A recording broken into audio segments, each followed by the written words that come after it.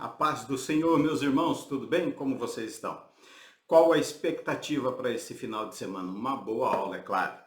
Nós estamos aqui mais uma vez para gravar esta aula, vamos estar passando esse subsídio, um pouco em cima do tempo, mas ainda que fosse, né, aos 45 minutos do segundo tempo, nós até na prorrogação nós estaríamos aqui gravando esta aula.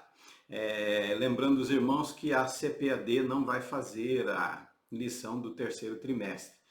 Provavelmente nós vamos repetir essa lição. E daí já temos as aulas gravadas. Provavelmente, semana que vem, eu não grave a aula de número 8, tá? Não é certeza. Se eu gravar, eu quero ver se eu lanço mais cedo.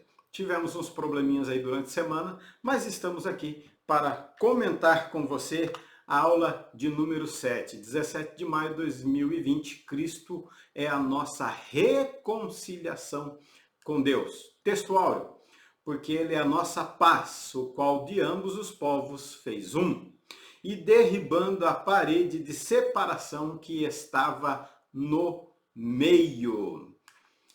Verdade prática, ao morrer na cruz do Calvário, Cristo reconciliou os eleitos, desfazendo a inimizade entre Deus e os homens. Quero lembrar você que nós não estamos comentando a escola bíblica dominical. Falamos do assunto, é um subsídio, é um auxílio, é uma ajuda para você. Não comenta a lição, porque mesmo passando esse subsídio, tem irmãos que falam, não vou na escola dominical que eu já estou vendo na internet. Mas é necessário a sua presença lá. A não ser, claro, onde as igrejas têm um bom número e não é possível todos os alunos. Vamos para frente com a nossa lição? Objetivo geral. Conscientizar que por meio do sacrifício vicário, Cristo desfez a inimizade entre dois povos, criando um só, a igreja. Esse é o objetivo geral da lição. Os objetivos específicos é pontuar sobre a inimizade que existe entre Deus e os homens, explicar que pela paz Cristo fez um novo homem e evidenciar que pela cruz fomos reconciliados com Deus. O ponto central da lição nós temos aí foi na cruz que Cristo desfez a inimizade entre Deus e os homens. Foi na cruz que nós encontramos a paz com Deus e a paz em Deus. Maravilha! Na introdução, vou procurar ser rápido, porque é um conteúdo bem extensivo e eu não quero ser cansativo para os irmãos. Depois de haver explicado o maravilhoso plano de salvação dos indivíduos, Paulo passa a argumentar sobre outro aspecto fundamental da salvação. Qual é esse aspecto? A união entre todos os povos, raças e culturas, diante de um único Deus. A partir do sacrifício vicário de Cristo, a partir da sua morte na cruz, judeus e gentios antes hostis, separados, agora em todo o mundo, toda a história, a humanidade estão reconciliados entre si e com o Senhor, mediante o Cordeiro Jesus Cristo. Como nós estávamos? Qual a condição do gentio? Qual era a nossa condição? Mortos em transgressão, andavam conforme o curso deste mundo, segundo a vontade de Satanás, sob o poder dos espíritos que atuavam nele. Viviam no estilo carnal, satisfazendo a vontade da carne, da concupiscência da carne, não no espírito. E por natureza, filhos da ira, né? Nós estávamos na vontade da carne, só atendendo e perdendo o equilíbrio dos nossos instintos. Já falei para vocês na outra lição que temos 5 sentidos e 6 instintos. Procurem lá que vocês vão encontrar. Por natureza, filhos da ira. Estávamos inimigos de Deus. Como nós estávamos?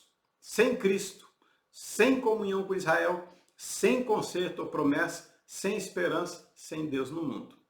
Nós estávamos totalmente alheio a tudo isso. A partir do versículo 13, Efésios 2 e 13, já muda a nossa situação.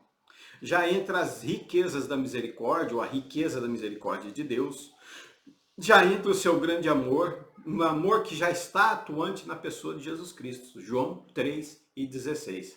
Diferente desse sem, tudo sem Cristo, sem comunhão, sem conserto, sem esperança, sem Deus. Aqui não, aqui nós já temos a riqueza, já temos o amor e um amor atuante em nossas vidas. E somente pela graça de Deus, que entregou o seu único filho, conforme João 3:16, os cristãos são escolhidos, perdoados, chamados à família, feitos seus filhos, recebem as bênçãos eternas e o dom do Espírito Santo para marcá-los como propriedade exclusiva do Senhor. Na igreja Cristo uniu gentios, judeus, gregos, troianos, africanos, americanos, enfim, todos os povos. É claro que nós estamos falando de etnias, que existem somente 3 povos no mundo, povos, não etnias: judeus, gentios e cristãos. Aqueles que, povo eleito de Deus, os gentios e depois que Cristo morreu na cruz, a igreja, a noiva do Cordeiro. Vamos para frente. Aqui nós temos: Cristo desfez a inimizade entre os homens. Em Cristo não há mais muro da separação entre judeus e gentios. O muro da inimizade, conforme a NVI, a parede da separação, conforme a ARC, Almeida Revista e Corrigida, pode ser uma alusão à divisória que havia na área do templo de Jerusalém, demarcando o limite de distância permitida aos gentios. Paulo usa esse muro como ilustração de separação religiosa entre judeus e gentios.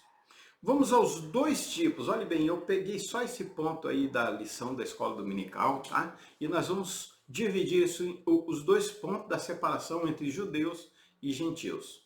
Os gentios experimentavam 2 tipos de separação. A primeira era social, resultado da animosidade que havia existido entre judeus e gentios por milhares de anos. Então, a primeira separação entre judeus e gentios era social.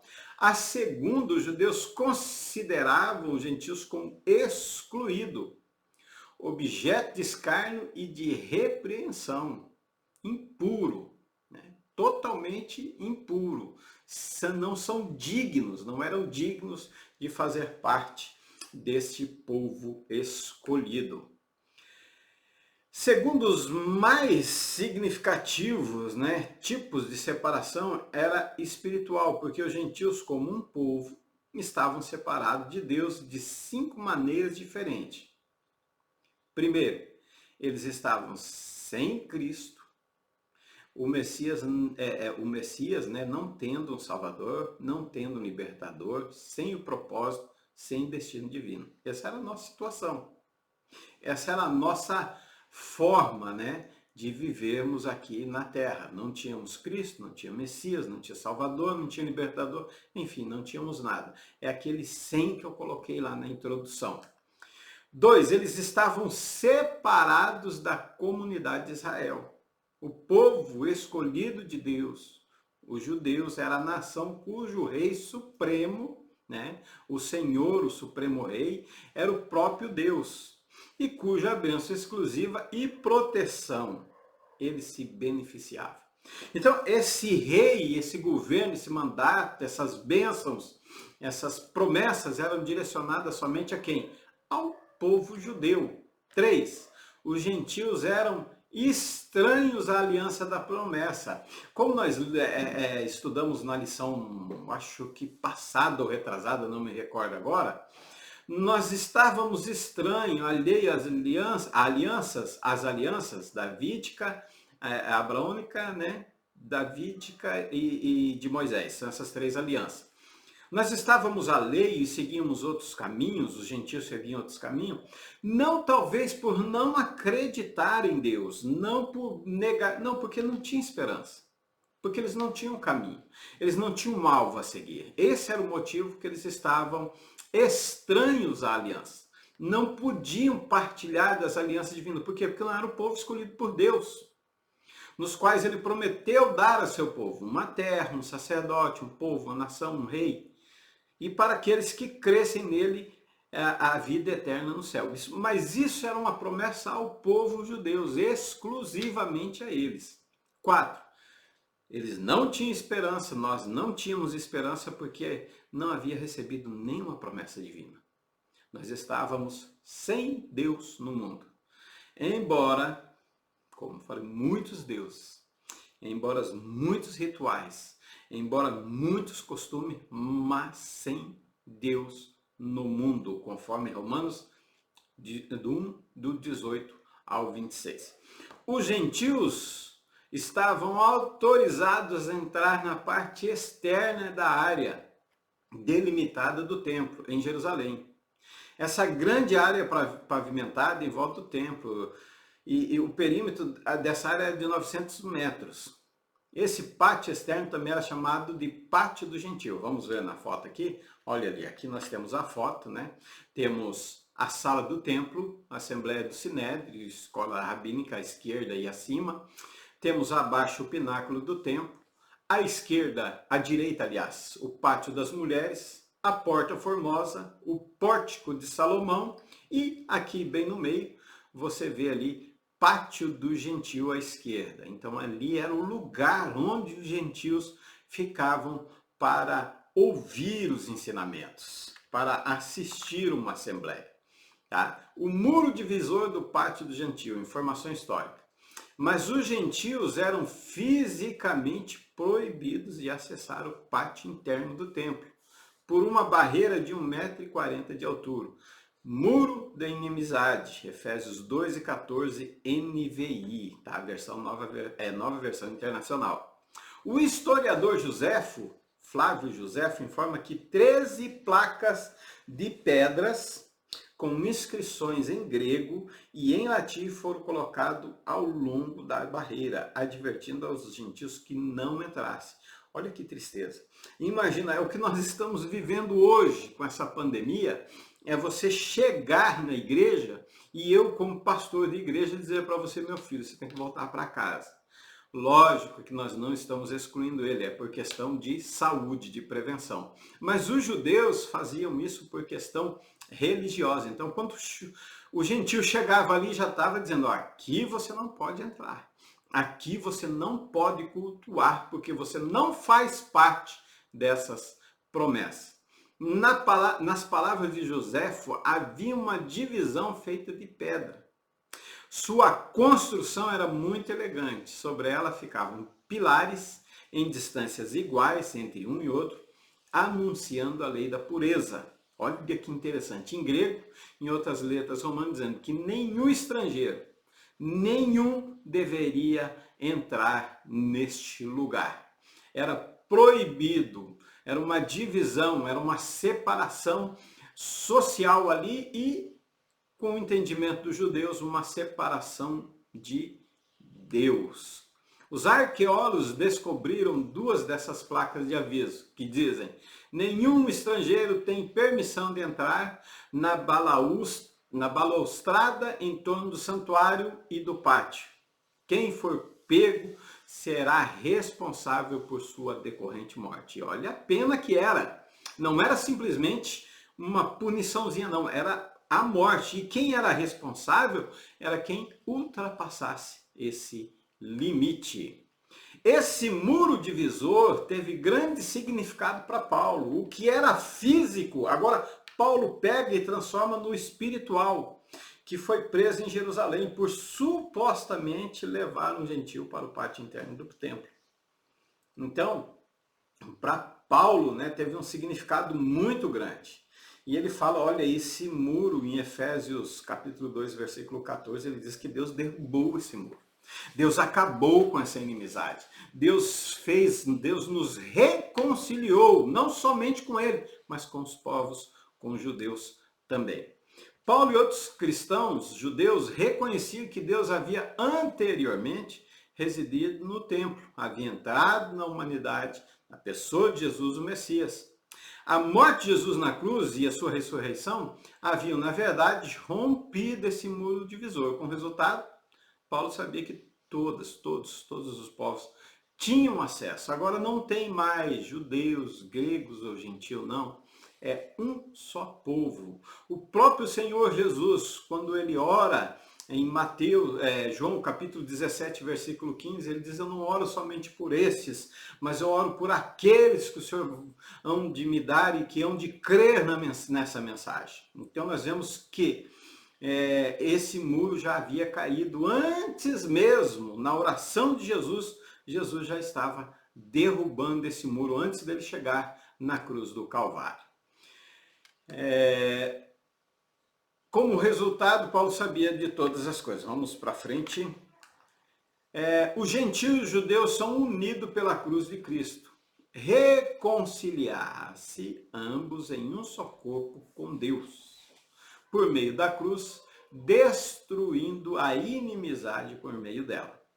Efésios 2:16, a parte B. Então nós vemos aí a reconciliação de dois povos, judeus e gentios, e nós vemos a reconciliação entre Deus e o ser humano, porque nós éramos filhos da ira. Tá? Aqui vamos dar uma olhada como os judeus, os gentios são unidos por meio de Cristo. Isso foi realizado na cruz, Colossenses 3:10. Leia, olhe, preste atenção, tendo suportado a ira de Deus, de modo que a justiça divina fosse satisfeita e a reconciliação com Deus se tornasse realidade. O versículo 13 de Colossenses diz que nós devemos nos revestir como eleitos e amados, santos.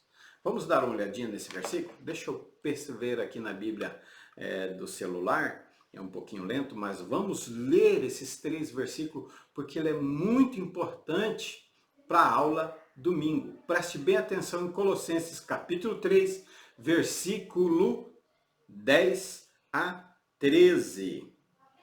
Aqui, vamos lá. Colossenses capítulo 3 diz o seguinte, tá? E vos revestiste de novo, que se renova para o conhecimento, segundo a imagem daquele que o criou, onde não há grego, nem judeu, nem circuncisão, nem incircuncisão, bárbaro, cita, servo ou livre, mas Cristo é tudo em todos.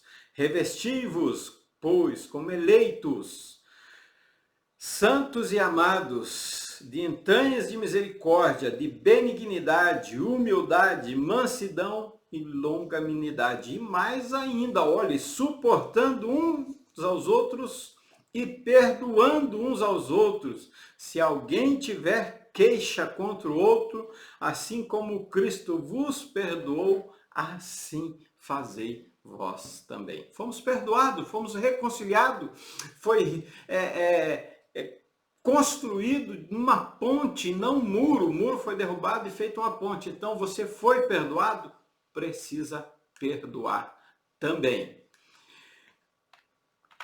Por meio da sua morte, Cristo aboliu as leis, as festas, os sacrifícios, as cerimônias do Antigo Testamento, que separavam especificamente os judeus. E os judeus dos gentios. Separavam essas festas, o sacrifício, a cerimônia, separavam os judeus dos gentios. Tá? A lei moral de Deus, conforme resumido nos 10 mandamentos, escrita no coração de todos os homens, Romanos 2:15, não foi abolida, mas incluída. Olha, eu sei que, inclusive, eu estava vendo até um comentário numa live, em que Jesus veio quebrar, enfim, ele veio, como se diz, eu não quero repetir lá, senão vão me identificar, mas veio quebrar aquilo que tinha como religião, como certo. Eu concordo que Jesus veio mudar algumas coisas, e ele veio mudar a nossa vida, e ele veio mudar o modo de pensar. Por exemplo, ele comia com os pecadores, mas ele não veio abolir a lei. Ele não veio ser um fora da lei, como algum cantor aí canta, né? Que ele veio ser um cowboy fora da lei. Não, ele não veio ser um cowboy fora da lei. Ele não veio faltar com respeito. Ele veio organizar o que estava desorganizado.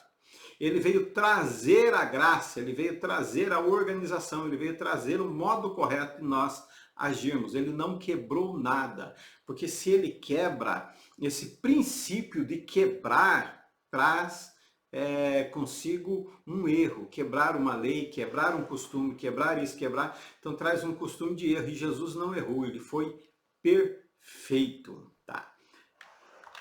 A interpretação ortodoxa considera que em Cristo foi eliminado o legalismo, que era utilizado pelos judeus como meio de obtenção da vida eterna e da santificação. Romanos 8:2. Então, Cristo veio eliminar aquela coisa, aquele legalismo que ainda hoje existe, ainda hoje tem no povo cristão, de que só... eu vou falar da minha denominação, tá? Eu vou falar da minha denominação, você vai entender. Existe aquela coisa que só a minha igreja vai para o céu, só a Assembleia de Deus, estou falando da minha denominação. Estou pegando eu como exemplo. Não que eu faço isso, mas eu estou dizendo que existe ainda hoje que só tal vai para o céu. Só nós estamos certos. Só nós temos a verdade, o que não é verdade. Em Cristo foi eliminado esse legalismo, essa exclusividade para a obtenção da vida eterna. A vida eterna é um dom de Deus, Efésios 2:8. Muda totalmente esse raciocínio que havia e que ainda há entre nós. Foi mudado também, não foi mudado, mas a lei moral, cerimonial e civil são três partes de uma mesma lei, a lei mosaica. As leis civis, o judicial, né, e cerimonial dizem respeito ao israelita como cidadão. Tais leis não devem ser consideradas como extensões e aplicações dos 10 mandamentos.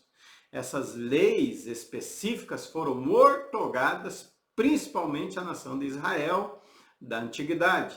E sua aplicação à vida cristã atual deve ser governada pelos princípios básicos estabelecidos no Novo Testamento. Então a lei moral, cerimonial e civil é diferente, tá? Diferente para nós no Novo Testamento. Essas leis aí foram aplicadas exclusivamente a Israel e não à Igreja de Cristo.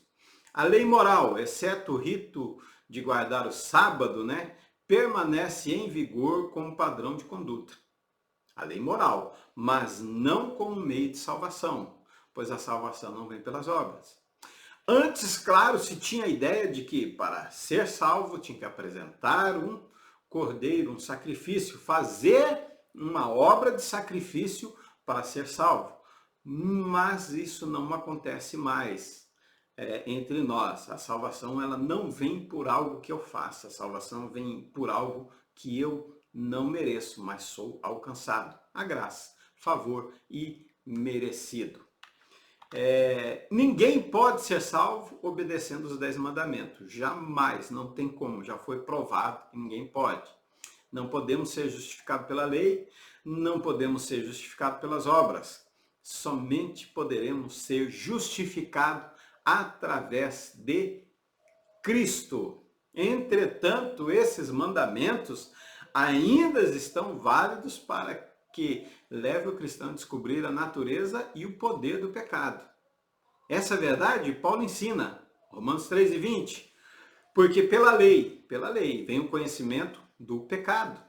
A lei veio trazer à tona esse conhecimento de não pode fazer isso, que é pecado. Já dentro do ser humano existia esse sentimento de não fazer, mas ela veio trazer, se você fizer, você está pecando. A lei para ofensa, para que a ofensa abundasse, para que você descobrisse quanto de ofensa você tem dentro de você. Porque eu não conheceria a concupiscência se a lei não me dissesse, não cobiçarás. Então eu não saberia a concupiscência da carne, eu não conheceria o desejo da carne. Foi ordenada por causa das transgressões. O povo errava, mas não tinha algo que mostrasse que eles estavam no erro. Então a lei vem mostrar tudo isso ao ser humano, em que no sangue de Cristo nós somos purificados do pecado, da ofensa, da concupiscência da carne, das nossas transgressões. O sangue do Cordeiro nos limpa de todos esses malefícios. Indo para frente. O arrebatamento da instrução. Quanto eu amo a tua lei, sem os pedidos costumeiros, né? Salmo 119, versículo 97 ao 104, ele tem um arrebatamento, uma puxada, uma pegada assim da instrução. Quanto amo a tua lei. Olha como a lei ela não pode ser excluída. Por quê? Porque a lei ela faz você mais sábio, assim como fez o salmista, e mais entendido do que seus inimigos. Ela te torna mais entendido que seus mestres. Faz você compreender mais do que os anciãos. Então você se torna mais sábio, mais entendido e consegue compreender melhor. Porque ainda que eu estude muito, ainda que eu me dedique ao conhecimento, sem compreender, sem a sabedoria que me leva à compreensão, os anciãos vão saber mais do que eu. Mas a lei, no Salmo 119, versículo 97 ao 104, diz que eu consigo ser, através dela, mais sábio, mais entendido e compreender melhor. Não me salva. Preste bem atenção. Não é para salvação, é para sabedoria, entendimento e compreender. Aqui a ênfase está sobre a lei propriamente dita, sobre a fonte de conhecimento e não sobre a inteligência nada. Tá?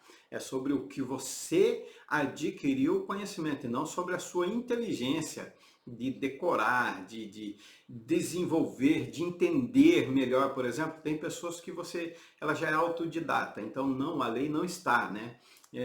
Falando dessas pessoas, desse conhecimento autodidata. Ela está dando uma ênfase sobre a lei propriamente, sobre você ler, no caso, para os judeus, ler a Torá, que Torá não é só lei, mas é ensinamento. A Torá nos ensina a como viver no caminho certo. Era o que acontecia com os judeus. Eles aprendiam cerimonial, eles aprendiam a lei moral e a lei cívica.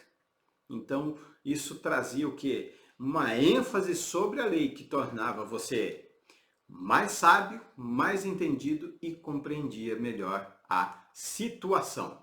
O significado de reconciliação. Vamos lá? Por meio de Cristo, a inimizade dá lugar à reconciliação. Vamos ver o significado dessa reconciliação. O verbo grego, e se eu errar, os irmãos que entendem de grego aí me perdoem, katalasso, significa reconciliar. Significa basicamente mudar ou trocar. Este verbo muitas vezes era usado como um termo monetário, indicando trocar dinheiro. Mas em geral referia trocar uma coisa por outra. O uso comum do catalasso era alguém mudar de inimigo para amigo. Troca, isto é, reunir ou reconciliar duas pessoas em dois grupos de desacordo. Foi o que aconteceu conosco através da cruz de Cristo. Essa maneira, essa forma de escrever, essa forma de Paulo designar no grego, né, ela é usada 6 vezes no Novo Testamento, que ocorre nas páginas do Novo Testamento. Relacionado com catalage, que significa reconciliação. Um é reconciliar e o outro é reconciliação. Aí você tem as referências, 2 Coríntios, Romanos 5 e 11, o que nos reconciliou, que agora alcançamos a reconciliação, e a sua rejeição é a reconciliação do mundo. Essas duas palavras só são encontradas nos escritos de Paulo, nos outros não tem, só Paulo escreve sobre a reconciliação. 1 Coríntios 7 e 11 é uma delas, usou catalasso, né, para descrever a reconciliação, e os demais 5 Paulo usou do termo, explicou que os incrédulos podem se reconciliar com Deus por meio de Cristo. Por causa do pecado, os infiéis são inimigos de Deus, mas podem se reconciliar por meio da fé em Cristo Jesus. É 6 vezes que ele usa esses 2 verbos aí para falar de reconciliar e reconciliação.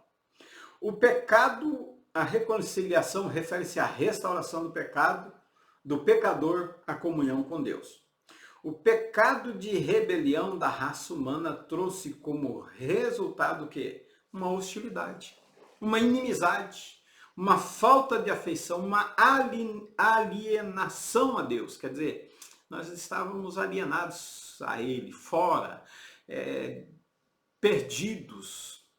Essa rebelião provoca uma ira em Deus, porque Ele não consegue entender porque o homem desobedeceu.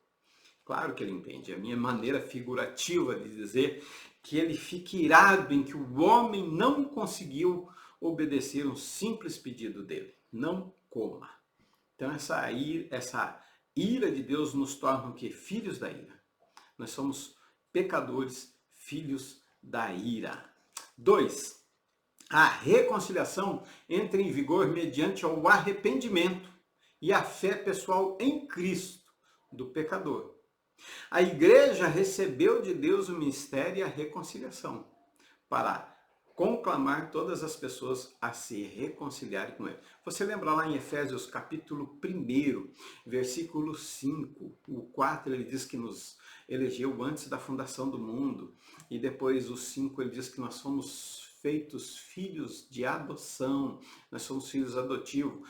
E eu falei para vocês na aula que essa adoção, tá? Deixa eu falar aqui num quadro grande, que essa adoção não é aquele filho pequeno que você vai criando para ele, não. É uma adoção que quando você é adotado, você já tem o direito, você já tem o privilégio, os mesmos privilégios que o filho original tem. Eu, como filho adotivo, quando o Senhor me adotou, quando Jesus me adotou, eu já tenho os mesmos privilégios.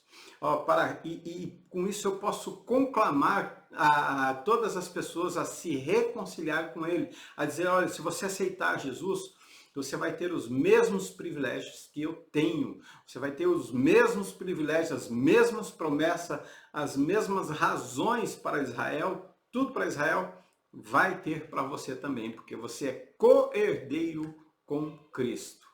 Exemplos de reconciliação entre um homem e seu irmão, entre marido e mulher, entre Deus e o pecador. Aí você vai entender, você vai desenvolver esse tema, esse termo de reconciliação entre o homem e seu irmão, marido e mulher, entre Deus e o pecador. Deus reconciliou o mundo consigo mesmo por intermédio de Cristo. Olhe bem, o mundo estava inimigo de Deus. O mundo estava afastado de Deus. Agora o homem precisa reconciliar com Deus por intermédio de Cristo. Então são duas ações separadas. Primeiro, Deus reconciliou o mundo consigo mesmo através da pessoa de Cristo. Agora eu preciso me reconciliar com Deus através de Cristo. Então Cristo é esse elo de ligação entre Deus e a minha pessoa, entre Deus e a sociedade, entre Deus e o mundo. Em Cristo, os judeus e gentios formam um só povo. Quem? A igreja. Olhe bem, Efésios 2,16. Pela sua morte, NTLH. Né? Pela sua morte na cruz, Cristo destruiu a inimizade que havia entre os dois povos. Por meio da cruz, ele os uniu em um só corpo e os levou de volta para Deus. A versão bíblica Almeida Revista e Corrigida diz, dos dois, um novo homem. E a NVT diz, uma nova humanidade, um novo povo, novas pessoas, diferente, que era grego, que era gentil, que era judeu, ele fez uma nova humanidade. Essas expressões referem-se à igreja, que é o corpo de Cristo. Então nós somos formados do que era, vamos colocar vários, um só corpo, que é o corpo de Cristo, onde ele é o cabeça, onde nós buscamos o conhecimento, o aperfeiçoamento, até que nós vamos atingir a estatura, a altura de varão perfeito. Quando um judeu crê no Senhor Jesus, ele perde sua identidade nacional. Olha o que acontece com ele. Daí em diante ele passa a estar em Cristo. O mesmo sucede com o gentio quando recebe o Salvador. A partir desse momento ele está em Cristo. De ambos, judeus, gentil, a saber dos crentes judeus e gentios, agora eles não são mais judeus ou gentios, mas cristão. Então, rigorosamente falando, não vamos ser assim como se diz, inflexível, mas rigorosamente falando, não é certo referir a cristãos judeus ou cristãos gentios. Não, somente cristãos. Essa é a maneira correta, tanto para um quanto para o outro. É interessante, é gostoso ver isso em que eu estou abaixo, Deus me eleva. Mas se eu estou acima, Deus me traz para baixo um pouquinho, para que tanto A quanto B fique no mesmo nível diante de Deus. E isto é maravilhoso. Olha esse dizer de William MacDonald. Todas as distinções ligadas à carne, como a nacionalidade, foram cravadas na cruz. Que maravilha! Não importa a sua distinção, branco, preto, negro, amarelo, azul, não importa a sua distinção, não importa a sua etnia, não importa a sua nacionalidade, tudo isso foi cravado na cruz para que nós possamos ser um só povo. Que maravilha! Que Deus abençoe você, que Deus te dê graça, que esse conteúdo possa lhe ajudar. Qualquer dúvida, questione-me, deixe sua pergunta, deixe o seu comentário, vamos consertar onde você vê que eu errei, vamos acertar, vamos aprender juntos. Que Deus abençoe a sua vida, que você dê uma boa aula esse final de semana em nome do Senhor Jesus Cristo. Próxima aula, se eu gravar, vou estar lá de novo, vou estar aqui de novo com você. Lição número 8, 24 de maio de 2020, edificado sobre o fundamento dos apóstolos e dos profetas. Vamos estar juntos em nome do Senhor Jesus. Que Deus abençoe a sua vida, que Deus te dê graça, que Deus abençoe a sua família. Fique na paz do Senhor Jesus Cristo.